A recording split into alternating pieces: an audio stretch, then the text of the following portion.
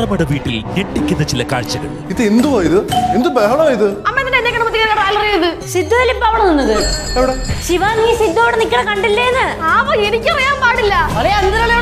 ഒറ്റ ഞാൻ വന്നല്ലേ ഇങ്ങോട്ട് ഇപ്പോ. ഇവിടെ സിദ്ധുവിനെ പോലെ മറ്റൊരാളോ? ഇതൊക്കെ ഏത് കഥ?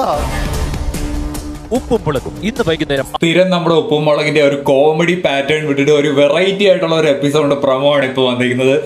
ഒരു ത്രില്ലർ മിസ്റ്ററി ഒരു ജോണറിലുള്ള ഒരു എപ്പിസോഡാണ് പ്രമോ ആണ് ഇപ്പോൾ കണ്ടത്. എന്തായാലും നല്ല രസകരമായിട്ട് തന്നെ വന്നു. വേറൊരു സിദ്ധു നമ്മുടെ പാറമട വീട്ടിൽ വന്നിട്ടുണ്ട് എന്നുള്ളത് അത് ആരായിരിക്കും എന്ന് നമുക്ക് കണ്ടു തന്നെ അറിയാം.